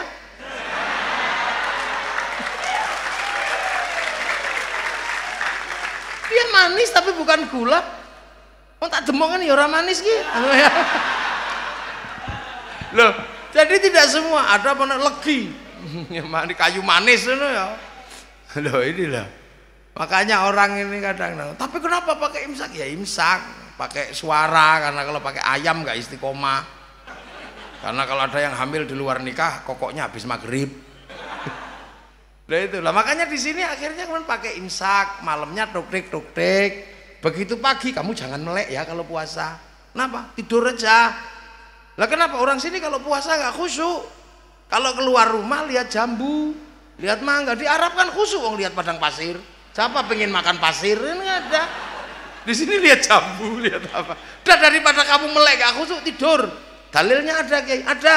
Naumuso imin ibadatun. Tidurnya orang puasa itu ibadah. Akhirnya semangat tidur terus. Yainya capek nunggu santri gak bangun-bangun, ke pasar beli mercon. Makanya di sini kalau bulan puasa dar. Kenapa? Ada mercon. Makanya kalau ada mercon jangan ditangkap. Karena bagi orang Indonesia mercon itu perangkat ahli sunnah wal jamaah. Indah. Maka Islam di Indonesia wal jamaah Indonesia itu riang gembira. Makanya kalau ada NU dimanapun Islam itu riang gembira. Biasa aja. Haji, semua ke Mekah, nggak ada orang haji kok keluar Mekah, semua ke Mekah. Tapi karena kita ngantrinya lama, maka nempelkan dulu gambar Masjidil Haram, aku besok ke situ gitu. Nah kalau sudah ke situ terus akhirnya daftar. Kalau sudah daftar dapat porsi latihan dulu di alun-alun Banjar, lampaikan lama kajan, tapi Ka'bahnya triplek. Habis itu diantar orang sekampung pakai bis. Nah, yang diantar masuk asrama, yang nganter belok kebun binatang biasa aja. Ini kan itu orang sini, lepas jamaahnya gitu kita mau ngomong apa? Itu ulama jago kalau gitu. Nah kita ini wal jamaahnya ulama nggak pernah ketemu Rasulullah, disuruh jatuh cinta, gimana caranya? Jatuh cinta ke Rasulullah nggak pernah ketemu, itu kan nggak pernah ketemu. Di film kan juga nggak boleh, digambar, oh dibunuh sampean gambar Rasulullah. Kita ini disuruh cinta, jarak yang jauh dengan Rasulullah inilah. Kita ini wal jamaahnya ulama. Lah itulah ulama sadar kita ini nggak ketemu Rasul jauh. Tapi bagi beberapa orang nggak sadar itu, merasa bahwa apa? Kita ini langsung muridnya Rasulullah. Kenapa? Karena ini milenial. Ini milenial, Bong. Kan gitu kata kiai-kiai yang ini milenial, Bong. Kita nggak butuh agama ya karepmu. Ini milenial. Milenial itu serba cepat. Dulu orang belajar Sahih Bukhari Muslim untuk nyalin buku, nyalin ke buku kosong, harga bukunya itu seharga 6 ekor sapi. Sekarang 6 ekor sapi beli perpustakaan. Orang milenial kan serba cepet. Itu dulu saya pengen lihat gajah Afrika itu nunggu flora dan fauna lama. Kadang waktunya siaran diganggu siarannya Harmoko Lompen Capir, kadang ganti siarannya Pak Murdiono, lama nunggunya. Sekarang kan orang serba cepat, tinggal di handphone aja ketik tik tik tik, kinjeng Afrika keluar. Loh ya toh, pengen itu bokong Afrika keluar semua, mudah di sini semua. Ini milenial, tengu kawin ada di situ. Itu milenial, cepatnya luar biasa. Ini aja nih, lu saya ini produk pra milenial. Yai Marsudi ini produk pra milenial. Orang pra milenial jatuh cinta aja sakit. Jatuh cinta itu menyakitkan. Saya rindu sama istri saya itu sakit dulu, menyakitkan. Apalagi ketika dia jauh sama saya. Saya tulis surat, kertasnya warnanya pink, baunya harum. Ini tanya itu masih ada gitu. Iya, warnanya pink saya tulis. Dek, aku rindu engkau. Dan kita pede banget. Aku yakin engkau juga merindukanku. Padahal belum tentu dia rindu. Dek, aku merindukanmu. Kita terpisah jarak dan waktu. Iya, maka terpaksa aku tulis sajak cinta untuk membuktikan kerinduanku padamu.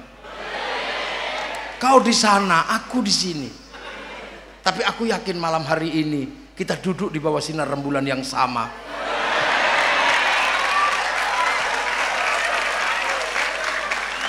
Lu dikirim. Orang pramilenial itu dikirim terus nunggu Pak Pos lama nggak datang, sakit itu. Sampai lihat lantai itu seperti lihat wajahnya. Oke, kangen loh, ini orang dulu ya. Orang sekarang nggak ngerasakan rindu. Kalau lebih baik kamu nggak ngerasakan rindu, rindu itu berat. Lu disoting. Nah itu wajahnya. Jadi sekarang orang kalau rindu tersipu dia, nah itu pipinya merah kalau tersipu. Tukang syutingnya nakal di syuting. NO, dah ya. Sekarang orang kalau rindu gampang, tinggal foto gitu aja, terus kirim cepret, bawahnya tulis mah. Ya. Begitu juga orang sekarang belajar agama bisa langsung cari di Google, klik gitu. Begitu klik ketemu itu hadis tentang istinja, hadis tentang apa, hadis tentang hadis doa Nabi di saat perang Badar. Keluar itu. Keluar. Itu gampang sekarang itu orang cari begitu gampang.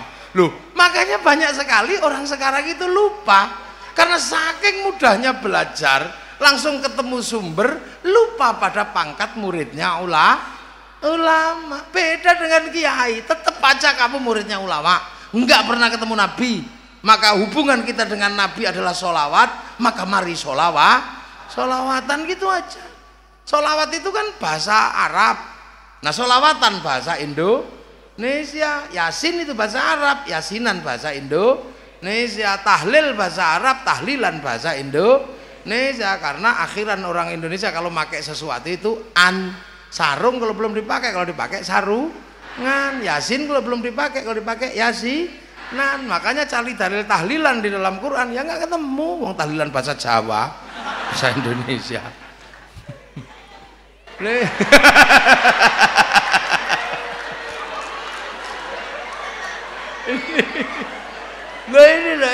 nggak ketemu. Sampean cari di mana? Nggak ketemu. Ya tahlilan, yasinan. Makanya kalau ada orang saya mau tahlil, tapi kalau tahlilan nggak mau. Saya sholawat mau, kalau sholawatan nggak mau. Ini sama dengan orang punya katok nggak mau katokan. Ini bahasa, ya. Ini bahasa. Makanya tahlil, sholawat kalau dipakai sholawat. Orang baca sholawat beda dengan sholawat. Dan orang sholawat belum tentu menghasilkan mahabbah. Tapi kalau sholawatan menghasilkan mahabbah, maka biar tumbuh mahabbah jarak yang jauh. Ulama bikin cara yang mudah, yang kampung-kampung diajari. Kanjeng Nabi Muhammad lahir ning Mekah dinane Senin 12 Mulud. Nah iku desa. Lah itu ya kita itu tahun gajah. Lah kalau santri ya dengan gaya santri. Marhaban ya nural, marhaban, marhaban,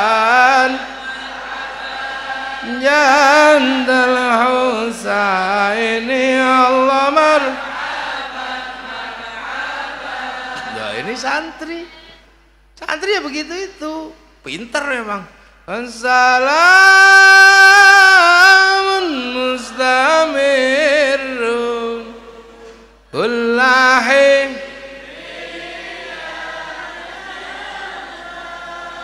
sallallahu ala Muhammad sallallahu alaihi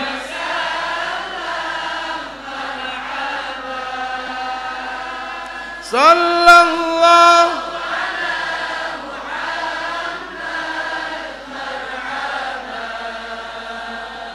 sallallahu alaihi.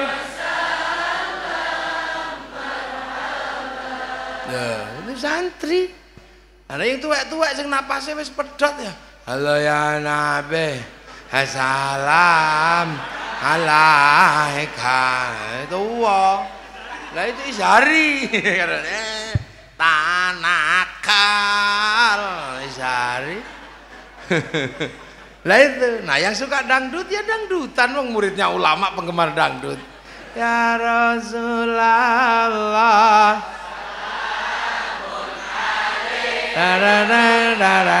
ya Rafi'asya,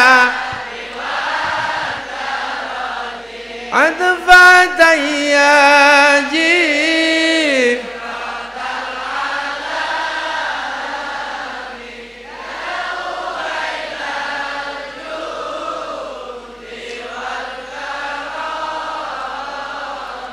Ya Uhailal Jud, ya Uhailal Judi wal Karami. Duhai senangnya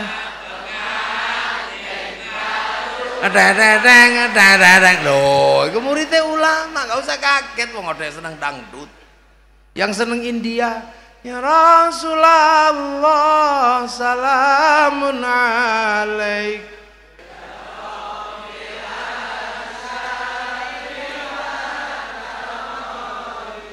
Tumhi ho mat Rui tumhi ho India. Iki muridnya ulama. Yang Sunda ya apa Esbilin mah tadi itu. Loh, makanya di Indonesia biasa aja. Jadi sholawatan ini menjadi kebiasaan santri, akhirnya tumbuh rasa cinta mahabbah. Ini yang mahal itu mahabbahnya itu. Lah kalau orang sudah cinta, dibangun oleh para ulama, kedatangan sholawat model apa aja ikut seneng. Kedatangan sholawat model Habib Syekh ini model baru. Yang santri sebenarnya juga nggak ngerti. Ya Hanana, ya Hanana, ya Hanana, ya Hanana, ya Hanana, Nabi Muhammad, Zalikal fadlu min Allah.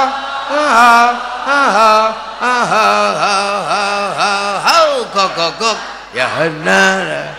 Saya itu paling susah nirukan gogoknya itu. Kalau yang depan taruhan sama saya. Yang depan loh, ya Hanana, bagus saya. Mau pakai sound model apa, bagus saya. Tapi pas gogoknya itu susah. Gak bisa. Loh, saya penelitian, saya nanya ke Timur. Saya itu sering nemeni Habib Syekh. Kira-kira anak-anak yang ini ngerti enggak ke artinya? Nggak ngerti ternyata, tapi seneng. Karena nggak ngerti tapi seneng, akhirnya ekspresinya aneh.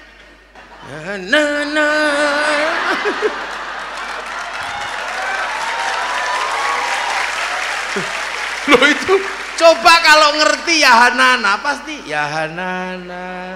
Ya, tapi karena nggak ngerti ya. Wah ini ya gendera sleng ya naik. Bendera Iwan Fals naik. Kalau gak kebagian bendera, jempol tak, itu nandakan ini loh. Itu terjadi karena bangunan mahabbahnya disiapkan para ulama lewat Rodotul Atfal, lewat pesantren. Coba kalau gak ada ulama yang nyiapkan, nggak ada yang begini-begini. Makanya cerita tentang mahabbah ini nggak semuanya bisa loh. Makanya karena sudah mahabbah, nggak ada yang aneh ketika sholawatan berlandaskan mahabbah. Makanya ada iya nana ya. Yang ngerti sholawat tapi nggak ngerti sholawatan, punya sholawat nggak tahu mahabbah, akhirnya konslet. Dikit-dikit musyrik, hulu, berlebihan. Loh, orang cinta kan yang nggak ngerti. Cinta dari dulu berlebihan. Loh, ya Nana itu. Saya ketemu dia dulu. Lah iya, jauh itu lewat sudah yes gitu saya. Loh, jadi kalau cinta itu iya biasa, cuma cinta itu penuh ekspresi yes. Makanya iya Nana biasa. Cinta kok itu hulu berlebihan, musyrik. Dari dulu cinta itu berlebihan. Dek, wajahmu seperti purnama. Lah itu kan kalau dalam bahasa sholawat, anta syamsun anta badrun. Ya Rabbi bil Mustafa balik maqasidana. Itu musyrik. Masa Rasulullah menyampaikan semua hajat? Enggak gitu. Kalimat mahabbah itu kalau diukur semuanya musyrik. Dek, sehari aku tidak bertemu denganmu, mati aku. Iku ya musyrik, masa rapet lo sedino mati. Kalimat cinta itu nggak bisa diukur dengan bahasa fikih, nggak bisa.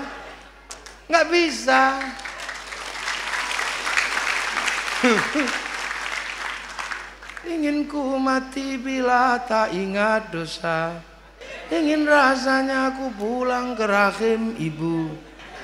Itu kalau dibahas kelahi. Mosok ndasmu sakmono gedene kembali ke rahim ibu. Gak bisa. Ya. Ini mahabbah, ini rasa cinta. Jangan diukur dengan bahasa fikih. Roma Irama kehilangan kekasihnya, ungkapannya musyrik. Ku tahu rumus dunia, musyrik gitu. Emang kamu ngerti rumusnya dunia? Ya Allah aja. Cinta yang kehilangan pun pedih. Loh iya, pacar kita hilang gitu. Orang kalau kehilangan kekasihnya nggak nanya polisi, nggak SMS, nanya Allah. Karena terlanjur cinta kok. Pacar nggak datang, yang ditanya Allah. Seandainya aku bertemu Tuhan, akan kutanyakan tentang dirimu. Masa pacar itu tanya Allah? Ini bahasa mahabbah, jangan gitu. Quran sama Quran aja kalau kita salah ngitungnya konslet. Yang satu kalau kesalahan fi sittati ayamin, yang satu idza arada syai'an yaqula lahu kun fayakun. Quran sama fikih salah ngitung konslet. La talbisul haqqo bil batil, tapi qawaidul usulnya Imam Syafi'i, darul mafasid muqaddamun ala jalbil masalih, ad-daruratu tubihul maqdurat, al-masyaqqatu tajlibut taysir. Konslet itu. Quran sama tasawuf, apa konslet lagi? Innani anallah la ilaha illa ana fa'budni. Lah terus hikam itu dibuka coba. Min alamatil i'timadi 'alal amal nuqsanur raja'i 'inda wujudiz zalal. Apa ndak konslet?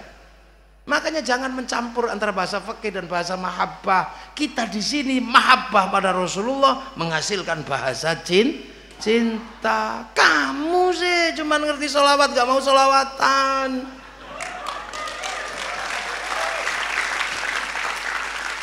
Nah itu makanya yang menggambarkan bahasa cinta paling bagus itu Ibnu Katsir dalam kitab Qissatul Anbiya menjelaskan burung emprit jatuh cinta. Burung emprit, tahu burung emprit? Burung pipit yang suka makan padi itu. Kan kecil segini. Merayu kekasihnya di samping singgasana Nabi Sulaiman. Nabi Sulaiman ada dan dia lupa kalau Nabi Sulaiman ngerti bahasa burung. Dek emprit. Apa Mas emprit? I love you. Pret. Lampret betinanya pret, yang laki-laki naik hitam. Tempret. Aku cinta padamu. Kenapa kau sepelekan cintaku? Apa kamu gak percaya aku mencintaimu? Kalau aku harus membuktikan cintaku padamu dengan meruntuhkan kerajaan Sulaiman, akan aku runtuhkan kerajaan ini. Kan aku leburkan, ku hancurkan, ku porak-porandakan kerajaan Sulaiman, ku rebut mahkotanya, kan ku persembahkan padamu sebagai tanda cintaku padamu. Lah ini Nabi Sulaiman dengar burung emprit gini, mau menghancurkan kerajaannya cuman geleng-geleng dah. Ya Allah, prit lambemu.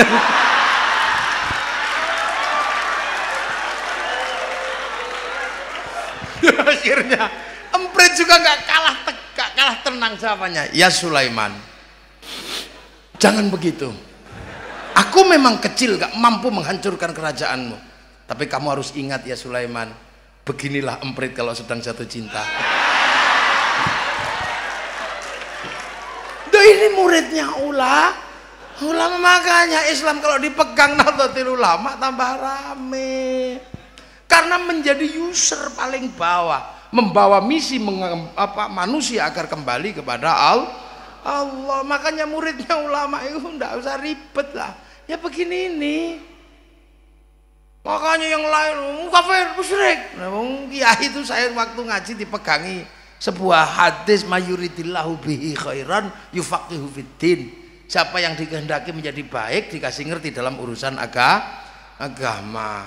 Jadi yang dikehendaki baik itu dikasih ngerti dalam urusan agama. Nah, khairan di situ itu nakiro. Khairan itu dimanapun kok nakiro, maknanya khairan kamilan, kebaikan yang sempurna. Lah manusia nggak mungkin sempurna, maka kebaikannya nggak bisa berdiri sendiri. Contoh kebaikan itu nggak bisa berdiri sendiri apa? Ya contohnya sekarang.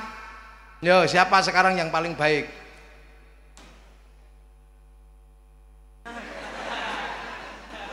Loh, kalau ditanya malam hari ini yang paling baik siapa? Ini orangnya, nggak usah pakai nyari-nyari siapa paling baik. Saya. Lu kok ragu-ragu sama? Jadi kebaikan malam hari yang paling baik siapa? Sendirian, kasih mic, nggak ada yang bantah, dijaga 2 orang. Ini paling baik. Oh, sebagai malam hari. Yai Marsudi kalah baik sama saya. Lihat dah. Kalau malam hari ini tanya siapa yang paling baik? Saya. Tapi karena kebaikan itu nggak bisa berdiri sendiri. Saya nggak boleh. Saya paling baik nggak boleh. Iya. Karena saya menjadi terlihat baik karena ada Munas yang kemudian bikin acara.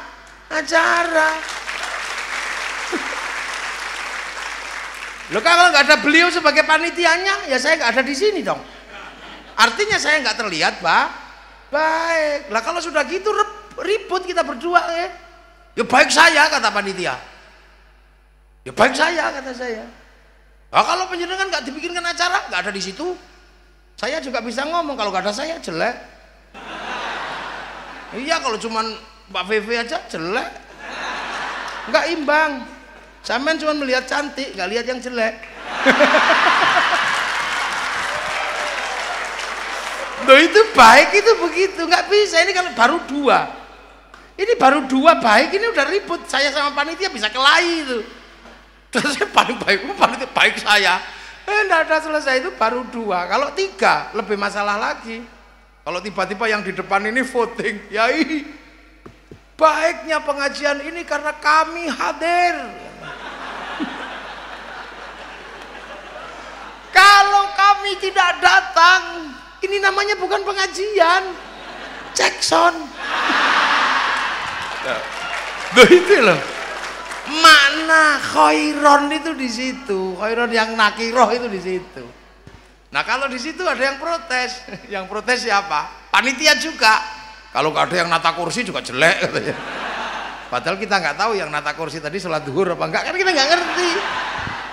Karena nggak mungkin kiai yang nata, ceng mau udah habisnya. Yang ibu-ibu ya karena saya masak kiai.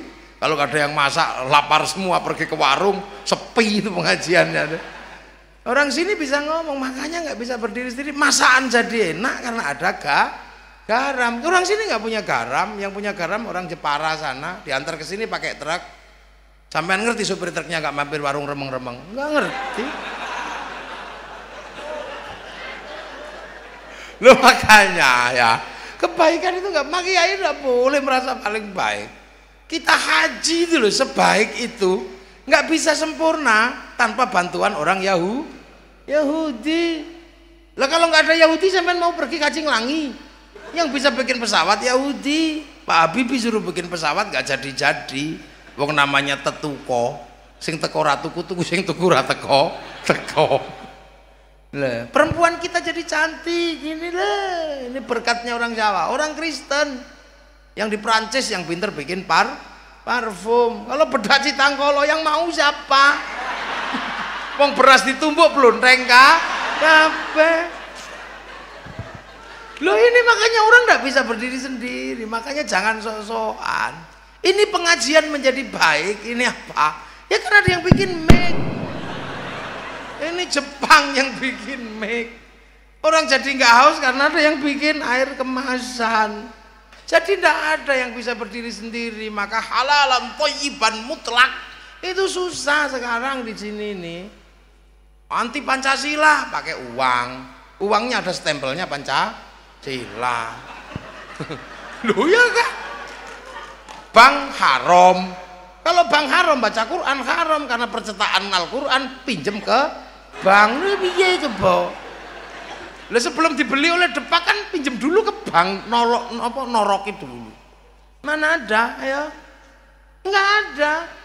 Banser terlihat gagah yang bikin baju Sritek Cino baru dijahit sini. Tapi masih ada jaminan. Di dunia ini masih ada barang yang sangat halal, thayyiban.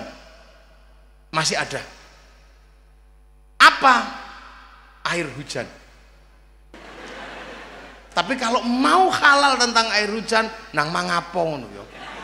Aja nganggo ciduk, sing nganggo ciduk Cina soalnya. Berarti paling halal ngono. Itu halal.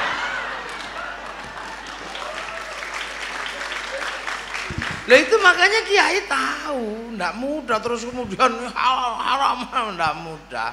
Rokok haram. Ya rokok haram enak kalau kita ngomong rokok haram. Tapi rokok itu punya efek sosial yang panjang, 174 triliun masuk APBN. Kalau rokoknya haram, APBN-nya haram. Untuk bangun jalan-jalannya haram. Maka orang yang mengharamkan rokok dosa lewat jalannya pemerintah. Loh makanya ulama enak, makanya ikutlah ulama. Kenapa kamu nggak ngerokok? Kalau ngerokok pusing kiai. Oh makruh. Kenapa kamu ngerokok? Kalau nggak ngerokok malah pusing. Wajib. Enak melok kiai itu enaknya luar biasa. Karena tahu hukum-hukum dasar begitu. Nah itulah yang kemudian orang kalau nggak tahu itu. Nah itu makanya muridnya ulama itu indah. Kita ini ngaji terus, indah. Tapi ngaji kemana-mana naik mobil, sih nggak Jepang. Coba, lo ya. Cuman mobil Jepang, pakai katok, kolornya Cina yang bikin. Sepatu saya ini mereknya apa coba kita lihat. Ora ono. Lah itu. Ya gak ada sebenarnya, itu loh kehidupan kita. Makanya jangan sok-sokan. Makanya ulama itu kalau bikin hukum hati-hati banget. Hati-hati banget. Kenapa? Karena hidup bersama dengan titik terbawah yang berhadapan langsung dengan orang yang pengen belajar agama. Ngisor dhewe kok piye to sampean niku. Mungkin ini bawa sendiri. Itu makanya kita ini diajari para ulama yang paling bawah di Indonesia ini enggak satu macem tapi memaksakan diri untuk tetap bersama dalam satu negara. Arab enak satu bangsa dipikul puluhan negara, Eropa enak satu bangsa dipikul puluhan negara, tapi kita ini puluhan bangsa dipikul satu negara kesatuan Republik Indonesia. Lebih berat. Makanya jadi orang Indonesia itu nggak mudah. Makanya yang paling pas ya jadi NO yang bisa mengerti. Iya, mengerti yang mabuk, mengerti yang nggak mabuk. Makanya orang NO itu penumpangnya banyak. Ya di sini ada yang senengannya sholat duhur tok, ada yang setahun ada. Ulama itu biasa muridnya, ada yang habis ngaji bandar dadu, ada.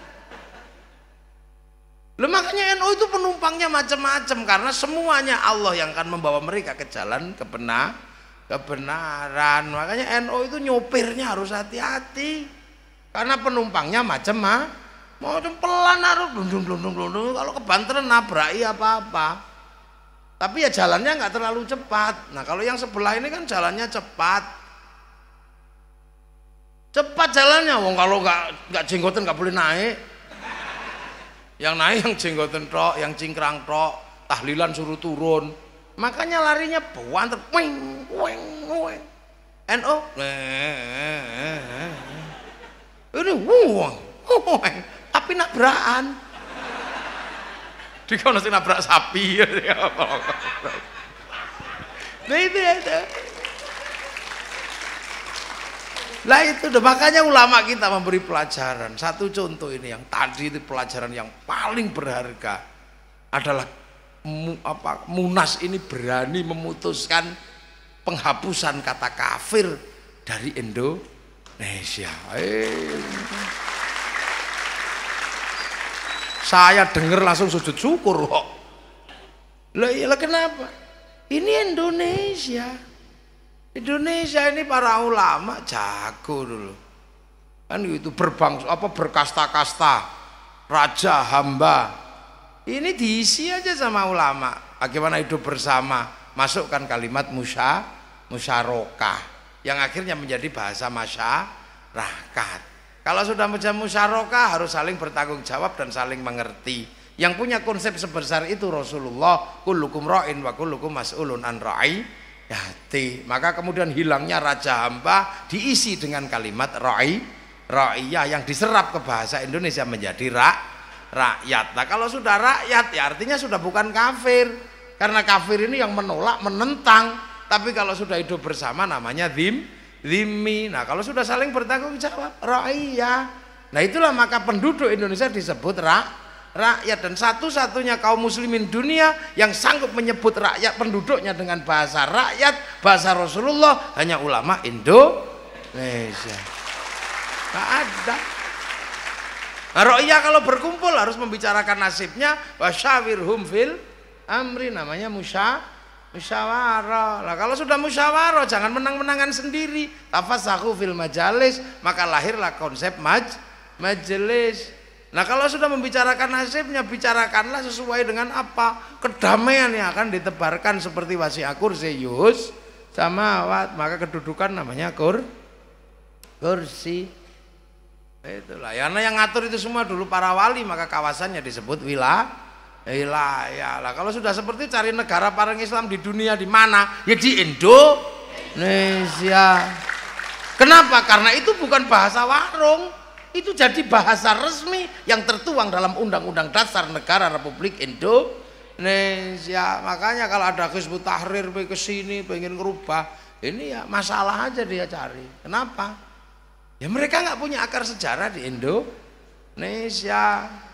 Ini kan negara-negara, nanti panjanglah itu ceritanya, tak ceritakan lagi. Sekarang Mbak Bevi nyanyi lagi ya. Iyalah, masa saya terus. Iya, Ustaz Zulfikar, tak terusin aja nanti belakang lagi kalau masih mau denger. Kalau enggak ya enggak apa-apa, terima kasih.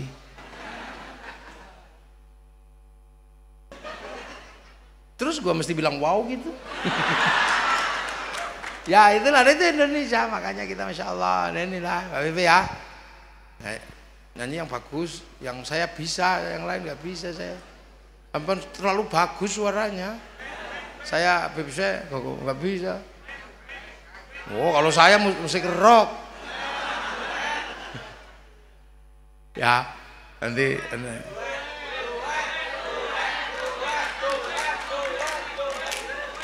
Lagu apa? Dan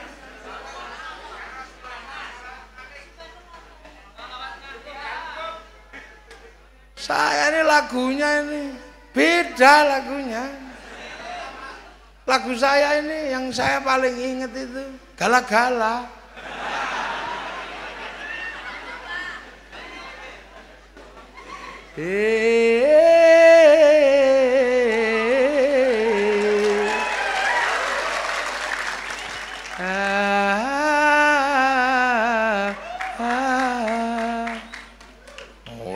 Ngono tae.